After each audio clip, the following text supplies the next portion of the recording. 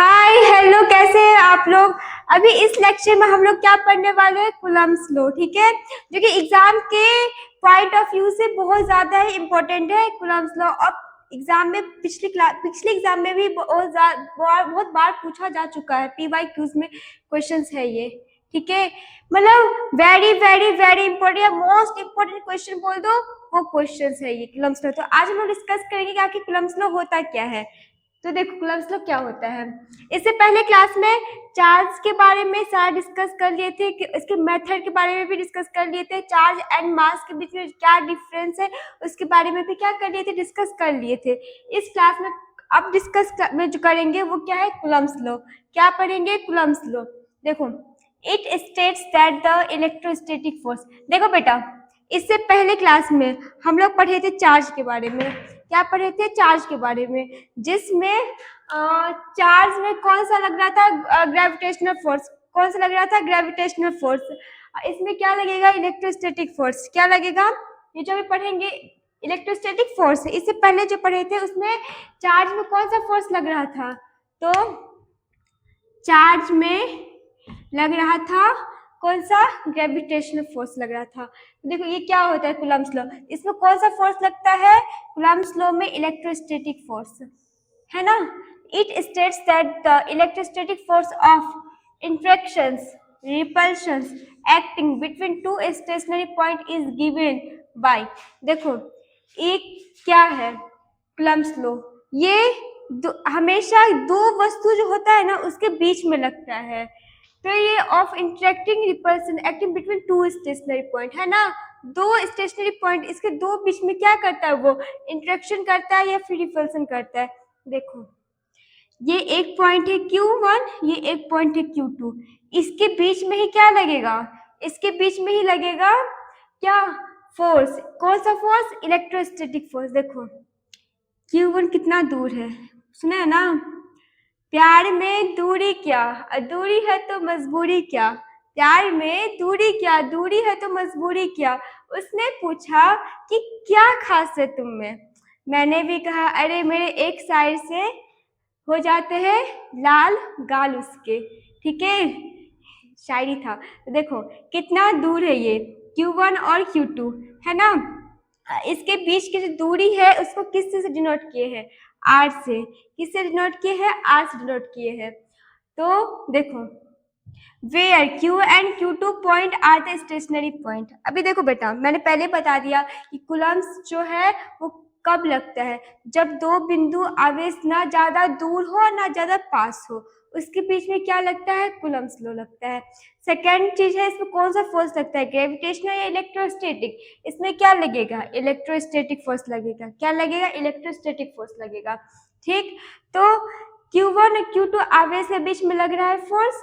और ये जो है Q1 Q2 ये क्या है, पॉइंट चार्ज है। क्या है, पॉइंट चार्ज। अभी पॉइंट चार्ज, अभी देखो बेटा, जस्ट लाइक अगर हमारा फोर्स है, ये F12 पे लग रहा है फोर्स, यहाँ से लग रहा था अंदर की तरफ जाए तो क्या हो जाएगा, -F21 फोर्स हो जाएगा। अगर F13 पे कोई फोर्स लग रहा है, ये मैं समझाने के लिए बता रही हूँ। ठीक है, पॉइंट ऑफ व्यू से समझाने के लिए बता रही हूँ क्या है। F13 पे अगर फोर्स लग रहा है तो क्या लगेगा, F13 पर क्या, इस पर होगा माइनस का F31, क्या हो जाएगा, F31। ठीक है बेटा, तो वो चीज समझ में आया। तो वही चीज है, देखो वेयर Q1 एंड Q2, जहाँ पे Q1 और Q2 एक क्या है, पॉइंट है। ठीक, तो are the stationary point charge R is the separation between them in air of vacuum. Firstly देखो, ये जो कूलम्ब्स लॉ है वो क्या है, ये फर्स्ट चार्ज और सेकेंड चार्ज की मल्टीपल है। तो देखो क्या लिखेंगे, F proportion Q1 Q2। F क्या है, Q1 और Q2 के क्या है, प्रोपोर्शन है। जहाँ पे ये जो है ना कूलम्ब्स लॉ वो क्या है, उसके जो बीच में जो डिस्टेंस है उसके क्या है, स्क्वायर्स। तो देखो F प्रोपोर्शन 1/r²। क्यों, क्योंकि वो जो दूरी है उसके व्युत्क्रमानुपाती है। हिंदी में भी समझा रही हूँ ताकि इजीली समझ जाए। ठीक है, जब प्रोपोर्शन को हटाएंगे तो देखो F, ये हमारा, एक चीज बताती हूँ, ये हमारा इक्वेशन फर्स्ट है और इक्वेशन सेकेंड है। ठीक बाबू, जब इक्वेशन ऑफ फर्स्ट को सेकेंड के जब साथ लेंगे, यहाँ पे देखो कूलम्ब्स लॉ दो पॉइंट पे लगता है, वो पॉइंट क्या है, हमारा फोर्स लग रहा है वो Q1 है और Q2 है ना, Q1 और Q2 फोर्स। उसके बाद सेकेंड, ये क्वेश्चन फर्स्ट हो गया। सेकेंड थिंग्स ये है कि इसके बीच में जो Q1 और Q2 के बीच में जो डिस्टेंस है ना, वो R जो है ना वो क्या है, स्क्वायर है, तो क्या हो जाएगा F1/R स्क्वायर, इक्वेशन सेकेंड। अब इक्वेशन फर्स्ट और इक्वेशन सेकेंड को क्या करेंगे, इक्वल करेंगे। इक्वेशन फर्स्ट और सेकेंड को जब इक्वल करेंगे तो क्या हो जाएगा, F proportion Q1 Q2 into 1/R square, यही होगा ना।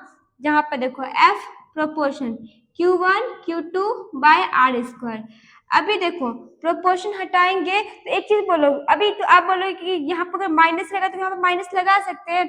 देखो ये चीज, अगर ये चीज मैंने पहले ही बता दिया है कि अगर माइनस है और प्लस है तो क्या करेगा, माइनस प्लस तो ऑब्वियसली क्या करेगा, अट्रैक्ट करेगा। मतलब ना माइनस का कोई चीज है, मतलब कोई नामो निशान नहीं प्लस का है, क्या करेगा वो अट्रैक्शन करेगा। तो यहाँ पर अगर प्लस है, अगर ये माइनस है तो क्या करेगा, अट्रैक्शन करेगा। यहाँ प्लस है, यहाँ माइनस है, यहाँ माइनस है, यहाँ प्लस है, तो क्या करेगा, अट्रैक्शन करेगा। तो कोई नामो निशान नहीं रहेगा। तो एफ प्रोपोर्शन, प्रोपोर्शन अगर ये हट जाएगा तो कोई कांस्टेंट लगता है, कांस्टेंट, ये क्या है, कांस्टेंट है। तो एफ के जगह पर हम लोग क्या करें, के, Q1 Q2 बट्टा R स्क्वायर। ओके बाबू, प्रोपोर्शन है वहां पर क्या कर दे, के into Q1 Q2 bye R square. जहाँ पे के जो है वो के वो क्या हो सकता है, के हमारा जो है वो हो सकता है 1/4 यही हो सकता है ना। अभी देखो के, इसका वैल्यू कितना होगा, इसका वैल्यू को 9 इंटू 10⁹ न्यूटन मीटर स्क्वायर पर कूलम्ब स्क्वायर। ओके, किसका वैल्यू, के का। ये ऑब्जेक्टिव रिजल्ट से बहुत इंपॉर्टेंट क्वेश्चन है, स्पेशली BSEB वालों के लिए बहुत ज्यादा इंपॉर्टेंट है, और CBSE वाले आप लोग के लिए भी इंपॉर्टेंट है। इनसे बहुत इंपॉर्टेंट है, क्योंकि जितना भी कॉन्स्टेंट या जितना वैल्यूएबल क्वेश्चन रहेगा, जितना वैल्यू रहेगा वो सारा मतलब रखना ही है, क्योंकि एक नजर से ये IIT और JEE के लिए न्यूमेरिकल क्वेश्चन के लिए भी बहुत ज्यादा ही इंपॉर्टेंट है। ठीक, तो K = 9 × 10⁹ newton metre square by coulomb square. अभी देखो हमने पढ़े हैं ना, किसे पढ़े हैं, ग्रेविटेशनल फोर्स में। ये जो कूलम्ब्स लॉ है इसमें कौन सा फोर्स लग रहा है, इलेक्ट्रोस्टैटिक फोर्स लग रहा है। और चार्ज में याद है कि चार्ज में लग रहा था कि ग्रेविटेशनल फोर्स पढ़ रहे थे, तो क्या था, F ग्रेविटेशनल फोर्स में लग रहा था। ग्रेविटेशनल में जो फोर्स लग रहा था उसका जो पढ़ाई थी क्या था, G into M1 M2/R square, जहाँ पे G ग्रेविटेशन का वैल्यू कितना था, 6.67 इंटू 10⁻11 न्यूटन मीटर स्क्वायर पर कूलम्ब kg स्क्वायर, क्या सॉरी kg किलोग्राम इसको बोलते हैं, ठीक है। kg स्क्वायर किसका है, G का है ना। यहाँ पर 6.67 into 10⁻11 newton metre square by पर kg स्क्वायर, ठीक है। या इसको बाई नहीं पर kg स्क्वायर भी बोलते हैं, न्यूटन मीटर स्क्वायर पर kg स्क्वायर। ओके, तो ग्रेविटेशनल वाला भी कंप्लीट हो गया, और हम जो ये जो बताया है अभी ये भी कंप्लीट हो गया। ये देखो F इनवर्स है किसके, जो बोल टू स्टेशनरी पॉइंट है Q1 Q2, उसके बीच में जो डिस्टेंस है उसके, तो क्या है F inverse 1/R square. Square law है ना, square law, R square law भी जस्ट बात है कि दोनों के बीच में जो डिस्टेंस है वो इनवर्स है, लेकिन स्क्वायर लॉ में है, तो F प्रोपोर्शन 1/R स्क्वायर। तो वही चीज यहाँ पे बताया है। तो आई थिंक इसका जो कूलम्ब्स लॉ का जो फॉर्मूला है F = K into Q1 Q2/R square, ये तो डन हो गया। और K का क्या वैल्यू होता है, 1/4πε0 Q1 Q2/R स्क्वायर, ये भी समझ गए होंगे।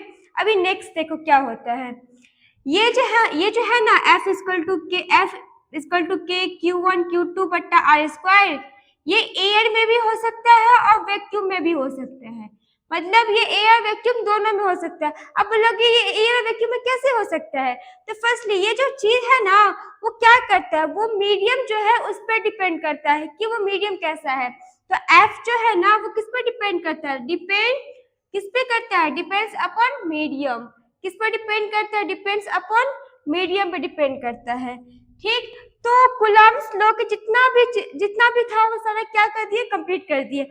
और हाँ, अभी नेक्स्ट क्लास में हम लोग पढ़ेंगे वेक्टर ऑफ कूलम्ब्स के बारे में, ये पढ़ेंगे। ठीक है, आपके लिए एक ही चीज है कि सारे को फिर से एक बार नोट्स बना लेना और रिकॉल कर लेना है। ठीक, एक बार चेक कर लो।